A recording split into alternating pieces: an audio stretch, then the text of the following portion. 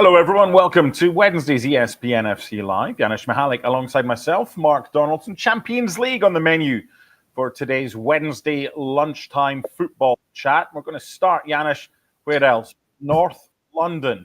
Reverberations still happening, both in Madrid, how did that happen? And in North London, how did that happen? Janusz, how did that happen? Well, a combination of Arsenal playing nearly a perfect game. Something that I think you and I, have been saying about injuries. They happen to everybody, but obviously Saka coming back immediately, scoring in the Premier League, right? And now making a massive difference, not just for Arsenal, not just for himself, but the way Martin Odegaard has played in that game. We all know the chemistry they've had early in the season.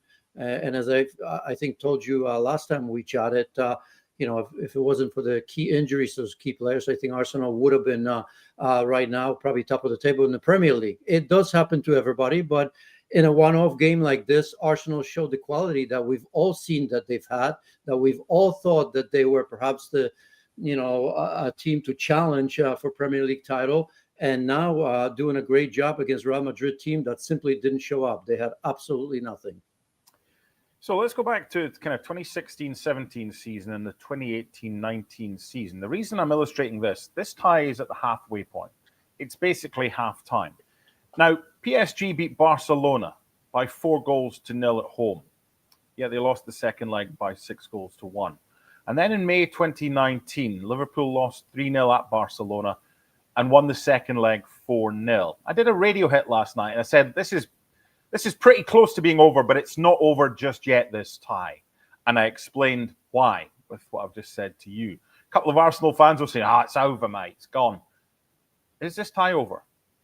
No, absolutely not. I mean, Real Madrid has shown over the course of last few years that not only historically are they the best team in the world in this competition, they feel like they own it. They feel that Santiago Bernabeu has something special, and it does, of course.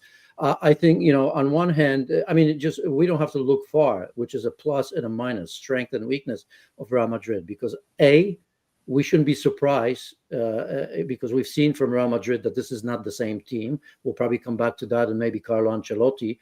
And we've seen it this season. I mean, this has been coming. But on the other hand, we saw it against Real Sociedad right in Copa del Rey. I mean, they were down 3-1 and they've come back. So look, if things go their way and Real Madrid goes with the crowd at the Bernabeu and the mystical plays that, you'd say that player don't think about, but I mean, they've earned that. And believe you me, just as we're talking about that, in the back of the heads of Arsenal, I'm sure it's the fact that if they concede early and Bernabeu gets behind Real Madrid, I can very much see Real Madrid doing the remontada once again. However, and let's look at it from a positive perspective, from Arsenal, of course, there are many positives from last night. They're taking a 3-0 lead to the Estadio Bernabeu. And they're up against a Real Madrid side that has conceded at least one goal in its last 9 games. So therefore, how do you approach this second leg if you're Mikel Arteta? Well, I mean, you have to play, right? I mean, again, you cannot in any way allow Real Madrid to do what I just said, right? This is going to be the Bernabeu defense and Real Madrid going after Arsenal. There's going to be high press. There's not going to be sitting back like they did, low block, looking to counter, which Real Madrid has done very, very often, even at their best when they're away from home, because they're that good and they have the players to play on the break or in transition, right?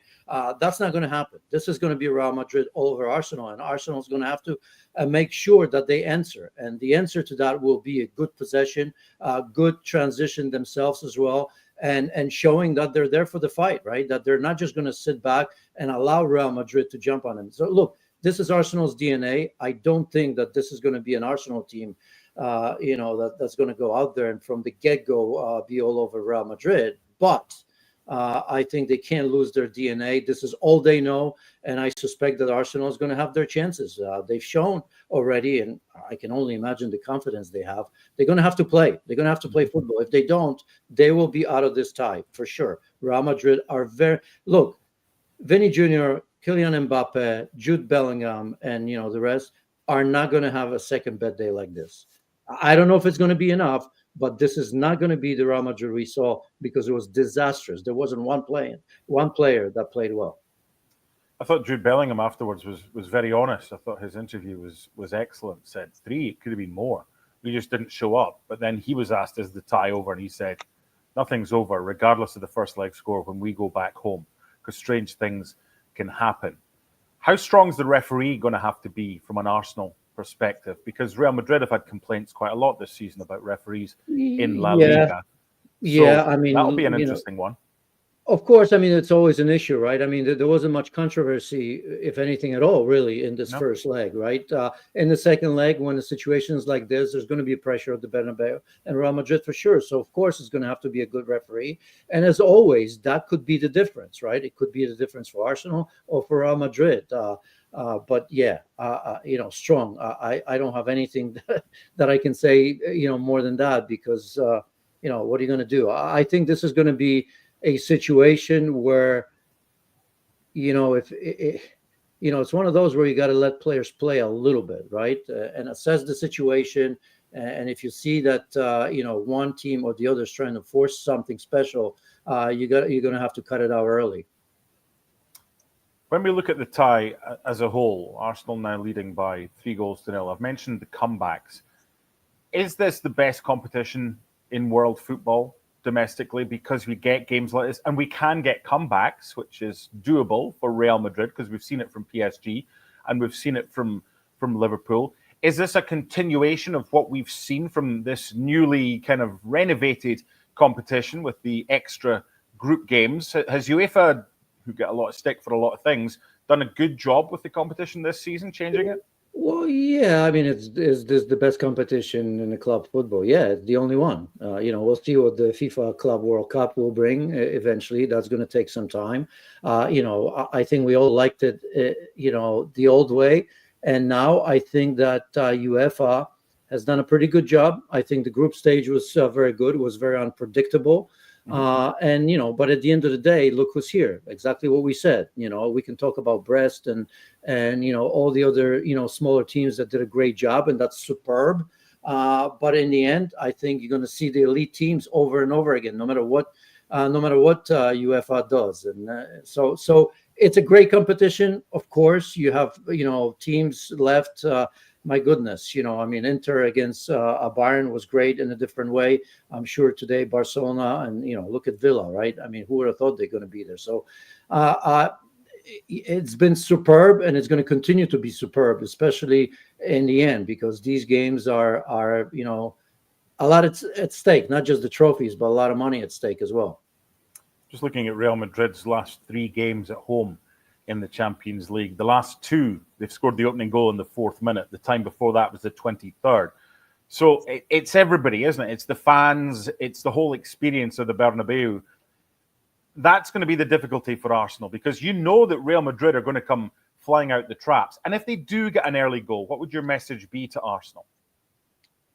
Hold on to your hat. It's as simple as that. I think the momentum there is second to none. I mean, we've seen it over and over and over again. And even though they have to answer, I think if it's one of those where it's an early goal and, I think just Real is going to be constantly putting pressure. And look, I mean, they opened themselves up, as you've mentioned, defensively at a lot of issues at Real Madrid. We're all saying how bad they are. I think, Carlo Ancelotti will pay the price for that, regardless what he does. But the one thing that we have to remember about Real Madrid, there's a lot of negatives. Certainly, it's not a great season, but here's Real Madrid, not at their best, nowhere near the best team, and they still have a chance in La Liga. They're in the final in Copa del Rey, and they're going to have a say for sure against Arsenal here. But so look, a lot at stake for both, because for Arsenal, chances are, that's the only trophy that they can claim, and this is just Real Madrid. They're still, even if they get past them, it's going to be some great teams coming their way. So look, 3-0 should be enough. I mean, if Arsenal go out, they only have themselves to blame, and there'll be no excuses whatsoever. Just as much as I say Real Madrid and Bernabeu plays a part, I mean, how much more can you ask for when you play Real Madrid, right? When you spotted 3 goals like that and you were clearly the better team, Arsenal absolutely has to get through it, right? Otherwise, it's a disaster. And it's a, I don't want to say it's a disaster of the season, but you're going to have to look at that and you say, wow, there were some good moments if you Arsenal, but 0 trophies in a season where we thought they're going to try, they're going to be the champions maybe, or at least challenge Manchester City. With City out, it will be a very, very long off season for Arsenal if they go out. Don't you think? Well, who goes through this time? What's your thoughts? My head tells me Arsenal because that's just too much, but I'm not willing to say that just yet. There's a big part of me that thinks that Real Madrid can do it, but Arsenal absolutely needs to win that. Disaster if they go out. Set up perfectly for the second leg next Wednesday. Now, the other game that took place at the same time, Inter, the league leaders in Serie A, with a 2-1 win. Not many teams go to the Allianz Arena and beat Bayern Munich in the Champions League, but they were able to do so even after Bayern equalised late on through Thomas Müller. Inter still found a winner. What did you make of this tie? Was it the right result in the end? And can Bayern turn this around? Look, Bayern were the better team.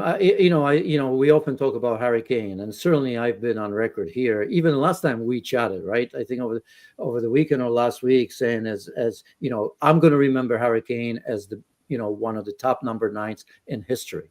Really, he's that good. But he's going to remember that miss when he hit the post, right? Perfect setup. This is a sort of goal that Harry Kane scores 9 out of 10. I want to say 10 out of 10, but that wouldn't be true, right? So it's I think he scores that. If you remember, Olise had a couple of times from that left hand coming on his left foot from the right hand side. One saved and one just missing by millimeters, really, the far post. Certainly they had their chances, but this is Inter. Inter doesn't care how they play. Their fans don't care how they play, right? If they're pragmatic, that's okay. We've seen what they did a couple of years ago, losing in the final where they didn't have to lose it. They were just as good, if not better at times, than Manchester City. And this is a team at the top of Serie A right now that knew exactly how to approach that team. They had to ride their luck just a little bit. All teams do that at this level of this kind of competition. And their 2 goals were spectacular. I want to say the same because they all started with Sommer. One was a little bit different because it was a long ball on the first one. Second one, 3-4 touches, excellent finishes. That second, absolutely spectacular because, when you have the story, Thomas Müller coming in, tying, and a couple minutes later, just in the end, you get a second goal. That's a bonus, right? They don't need much. We all know about their defense, Mark, 3 goals conceded. Absolutely excellent and favorites to win it right now in this tie. 3 minutes, 15 seconds between Bayern equalising and Inter scoring the winning goal. This stat kind of intrigued me about Bayern Munich. When playing the first leg of a knockout tie at home in the Champions League and not winning the last 8 times they've been knocked out, you have to go back to 1995. Against Gothenburg when they didn't win at home, but they managed to get through to the next round. How does their approach now change for going away to the San Siro, the Giuseppe Meazza? And also, how does Inter's approach change? Because I'm sure they would have taken a draw going into the second leg, but now they have a lead to try and protect. So what did Bayern do and what did Inter do for this second leg? It's if I had to guess, it's going to be the same as in the first leg. Bayern Munich is going to have possession, even away. Inter are, obviously they have an advantage, but they know that they're not a possession team like Bayern Munich are, right? So the transition, as I've mentioned, tactically Inter is nearly perfect. And you have to remember, even though Bayern Munich will probably get a player or 2, but the biggest thing that Inter did over there that they wanted without 2 of the key players, right? and that's Denzel Dumfries, and that's DiMarco. Because when you play 3-5-2 system anywhere, but in particular for Simone Inzaghi, the wide players are so important. And even though Carlos Augusto did very well, obviously he was involved in both goals to some degree, right? To a large degree, I should say, not just some. Darmian defensively away from home did his job, that's for sure, but he's not Denzel Dumfries. I don't know if Dumfries is going to be back. As we saw, DiMarco was on the bench, didn't come in, but I have to imagine that he's going to be involved. That's a big advantage for Inter, who is going to sit back just a little bit, but that transition, especially on the left-hand side, is going to be a little bit different. For Bayern, those chances, 1 or 2 or 3 chances, they're going to have to take advantage of them and probably do it early to put Inter under pressure just a little bit, right? I mean, I imagine if Bayern Munich score first, then we're going to have a great tie. I think if Inter does, then it's, door shut. They're not going to allow much more if they get a 3-1 advantage in this one. So all to do for Bayern Munich, who themselves, a little bit like Real Madrid. I mean, they're top of the Bundesliga, but they're certainly not at their best. And, they are missing significant number of key players, that is for sure. But, at this stage, I don't think we're going to cry for them, right? Because there are many teams around Europe and around the world that have to deal with that. Yeah, first time they've lost at home in the Champions League since April 2021. You look at the 2 ties and you think, the away teams won in Germany, so they'll go through, and the home teams won 3-0, so they'll go through. But it wouldn't be, it would be a surprise, but it wouldn't be the biggest surprise football has ever seen if we had one or both, possibly 2 of the teams that go through, Real Madrid and Bayern Munich. I just think before we move on to today's action, it's 2 ties whereby Real Madrid will have no pressure on them apart from their own pressure, because most people think they're out, as will Bayern, and they could be quite dangerous, both ties.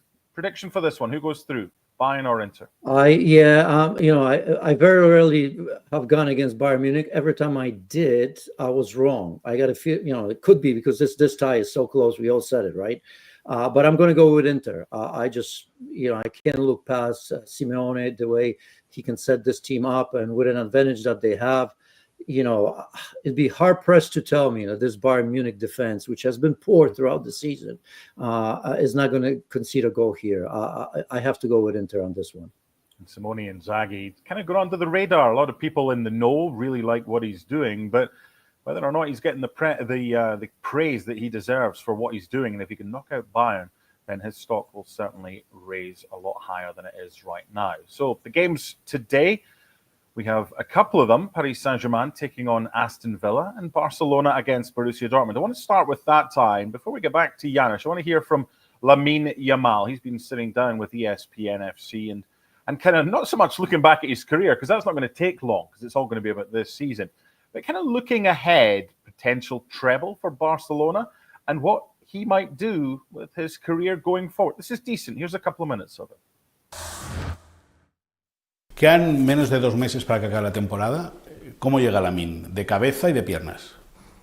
Muy bien. Yo creo que una cosa que he aprendido este año es a gestionarme. Muchas veces hay gente que dice ¿por qué no se mueve durante 10 minutos? Y al final hay momentos en los que no hace falta correr todo el rato. Tienes que saber gestionarte durante el partido, durante la temporada, saber durante los entrenos lo que tienes que hacer, lo que no tienes que hacer. Entonces yo creo que es algo que he aprendido y la verdad que llego muy bien llego. Y sois líderes por méritos propios en Liga, estáis en la final de Copa, Champions tenéis un compromiso complicado con el Dortmund. El que habla de triplete se adelanta mucho, corre demasiado. Bueno, yo soy de las personas que siempre confía en su equipo, entonces yo desde el principio de temporada siempre voy a lo máximo, entonces si se puede ganar el triplete, pues al principio de temporada digo el triplete. Y ahora no será menos, no es por autoconfianza, no es por nada, es porque al final tienes que confiar en ti mismo, porque si dices que va a ganar otro equipo, no sé para qué sales al campo a jugar, entonces sí, podemos ganar el triplete, somos el Barça, ya lo hemos conseguido, entonces ojalá, otra vez.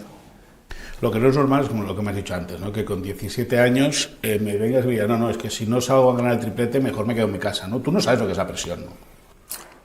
No, yo creo que intento disfrutar solo, yo creo que si no intento disfrutar, no pienso mucho en otras cosas. La verdad que tampoco sobrepienso mucho sobre qué estoy haciendo, qué haré mañana, qué partido es este, si es más importante. Obviamente sé que estoy jugando en el Barça, sé la importancia que tiene, pero no pienso en la presión. Es jugar, disfrutar y ya está. ¿Dónde te ves de aquí 10 años? 27, no sé. Una pregunta difícil, es que 27, no sé.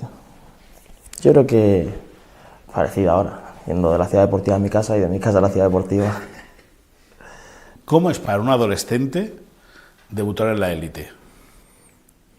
Es como un sueño, yo creo. O sea, aún lo sigo pensando. Al final, si llegamos a la final de la Champions, si la final de la Copa del Rey esta que viene del Clásico, el Mundial, todo es como un sueño, es como si estuviera jugando al PES, entonces es algo increíble que sí que cuando llegas a casa dices, he jugado una final de una Eurocopa, ¿sabes? Entonces es algo increíble. So I was trying to work things out, Janusz, and if he was to have champagne after every tournament or trophy that he's won, he'd have to turn it down so far up until the middle of July, because that's when he turns 18. This is a unique kid. This is a kid who is way beyond his years. And just talking about, I don't have to run all the times, I can stand still. That's just going to confuse the heck out of players. Is he someone that's a generational talent already?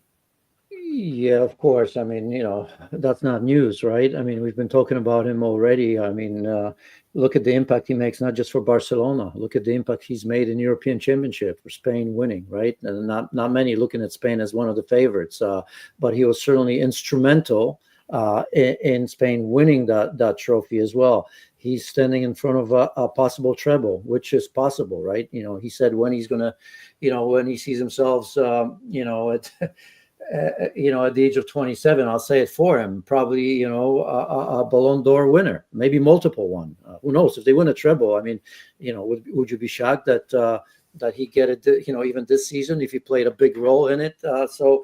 So, and you have to imagine that he would.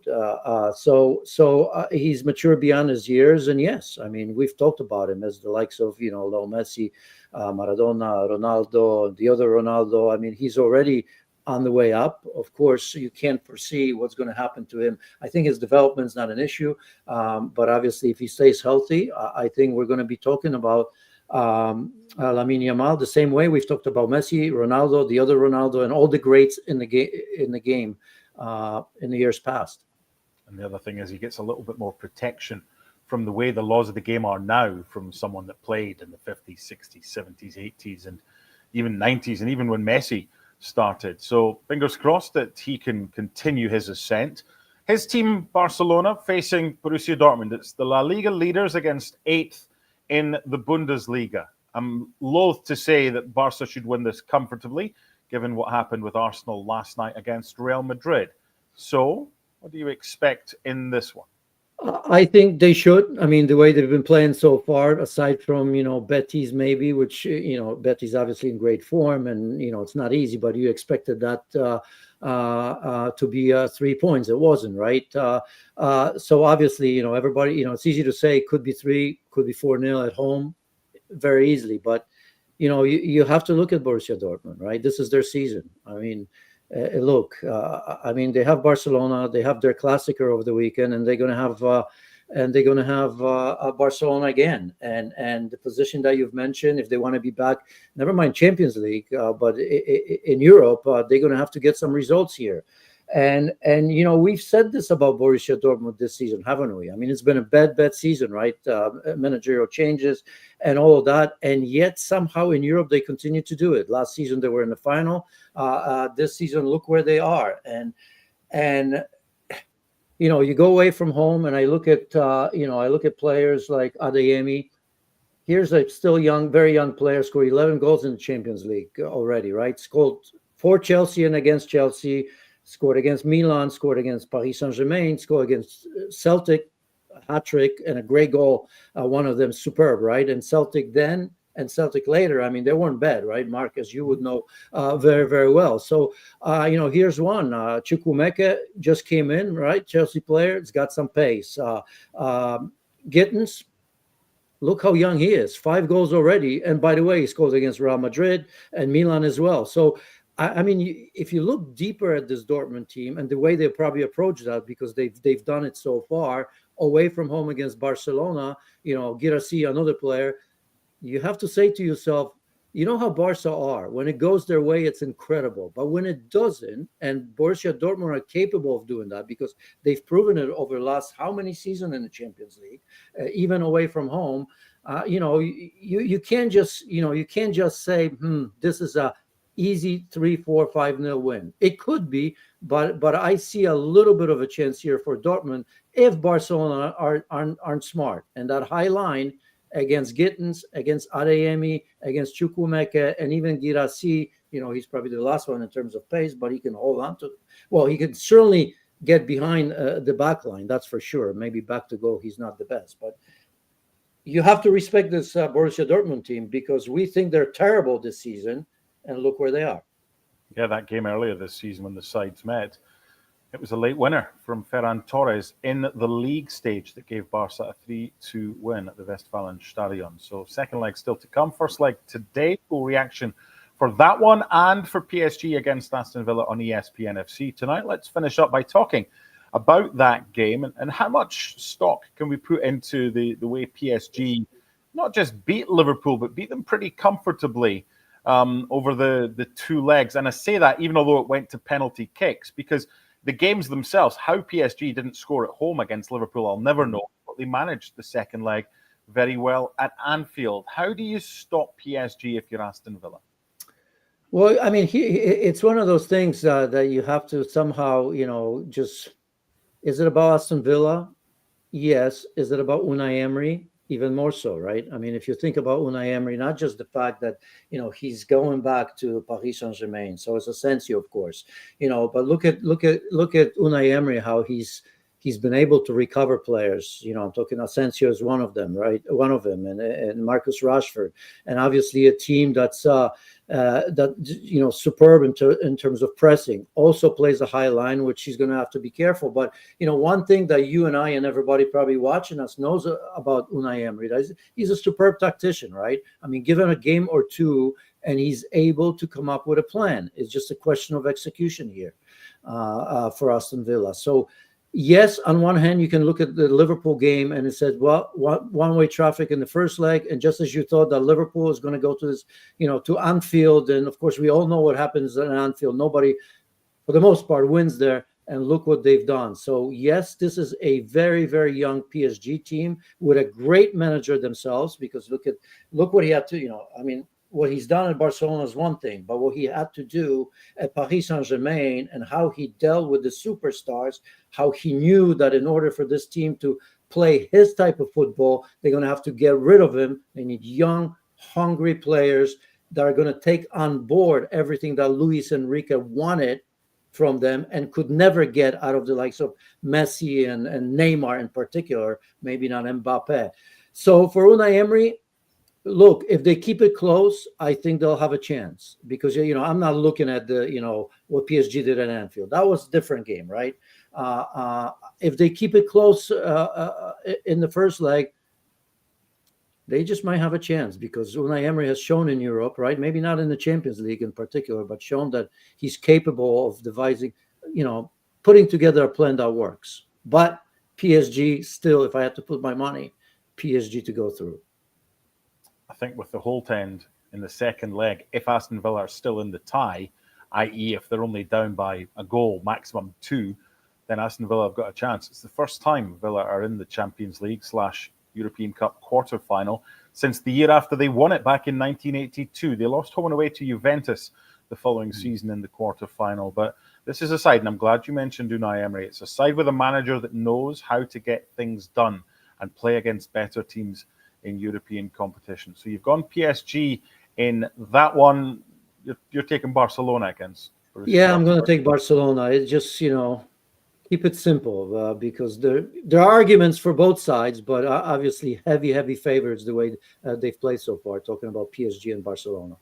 Okay, my thanks to Yanis. Remember, ESPN FC tonight on ESPN Plus in the United States for full reaction to PSG against Aston Villa and also Barcelona against Borussia Dortmund. For Janusz and for Sam behind the scenes, I'm Mark. We'll see you again soon. Bye for now.